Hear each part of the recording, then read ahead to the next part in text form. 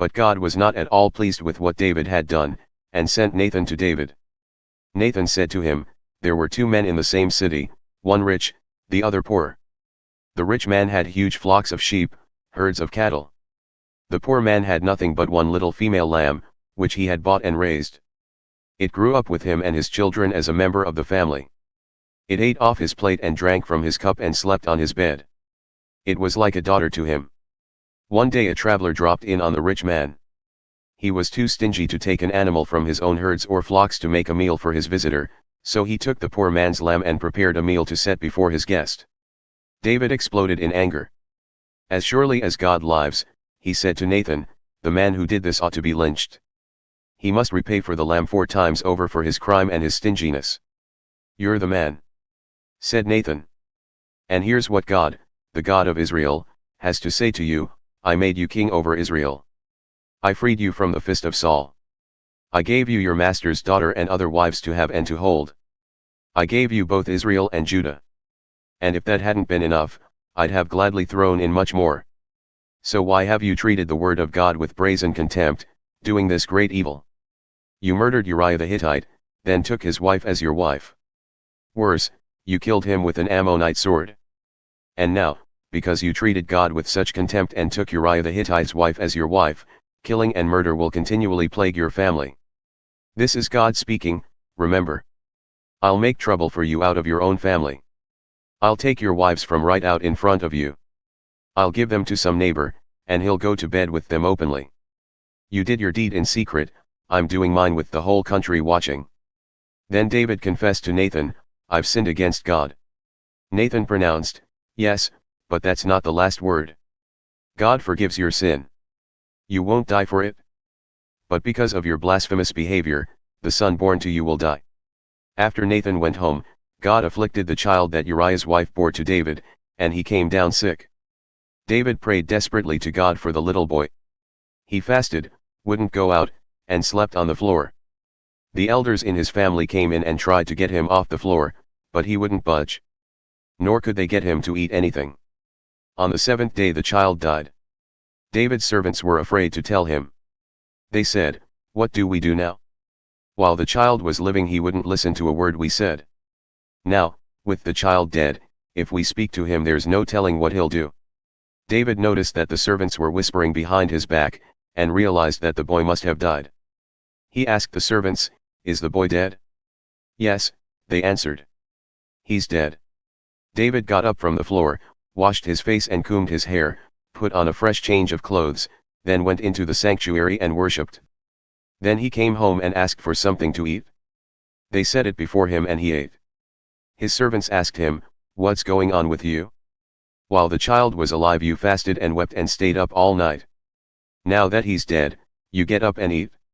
"While the child was alive," he said, "I fasted and wept, thinking God might have mercy on me and the child would live. But now that he's dead, why fast? Can I bring him back now? I can go to him, but he can't come to me."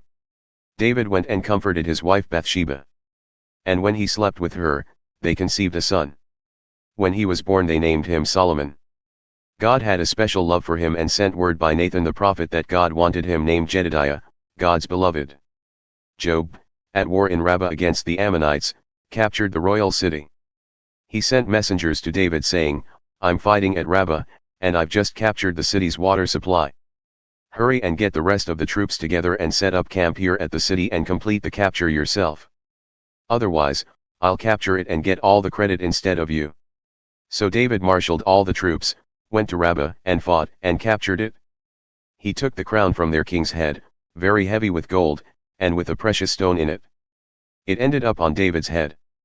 And they plundered the city, carrying off a great quantity of loot.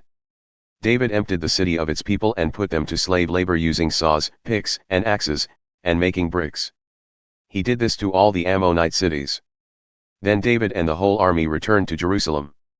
Some time later, this happened: Absalom, David's son, had a sister who was very attractive. Her name was Tamar. Amnon, also David's son, was in love with her.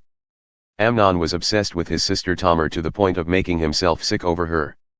She was a virgin, so he couldn't see how he could get his hands on her. Amnon had a good friend, Jonadab, the son of David's brother Shimeah. Jonadab was exceptionally streetwise. He said to Amnon, "Why are you moping around like this, day after day, you, the son of the king? Tell me what's eating at you." "In a word, Tamar," said Amnon. "My brother Absalom's sister.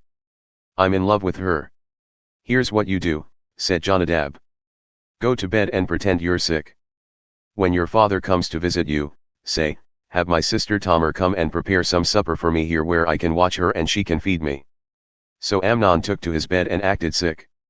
When the king came to visit, Amnon said, "Would you do me a favor? Have my sister Tamar come and make some nourishing dumplings here where I can watch her and be fed by her."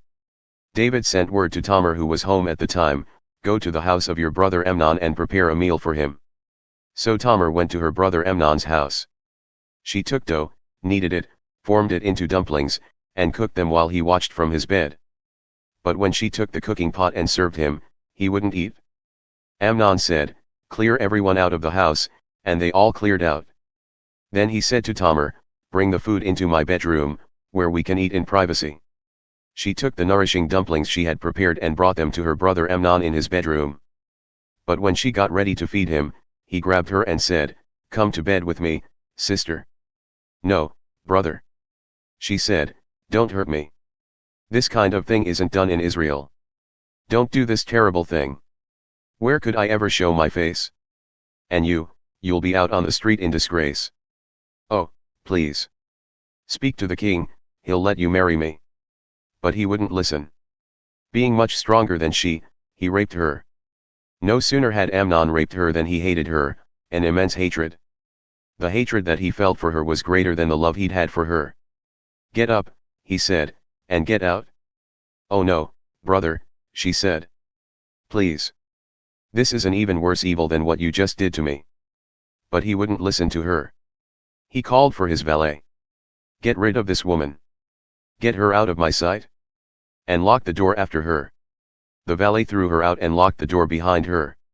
She was wearing a long-sleeved gown. That's how virgin princesses used to dress from early adolescence on.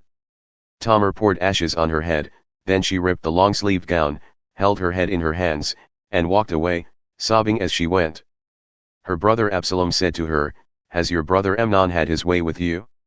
Now, my dear sister, let's keep it quiet, a family matter. He is, after all, your brother. Don't take this so hard." Tamar lived in her brother Absalom's home, bitter and desolate. King David heard the whole story and was enraged, but he didn't discipline Amnon. David doted on him because he was his firstborn.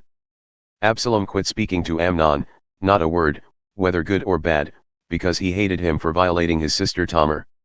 2 years went by. One day Absalom threw a sheep-shearing party in Baal-Hazor in the vicinity of Ephraim and invited all the king's sons. He also went to the king and invited him. "Look, I'm throwing a sheep-shearing party. Come, and bring your servants." But the king said, "No, son, not this time, and not the whole household.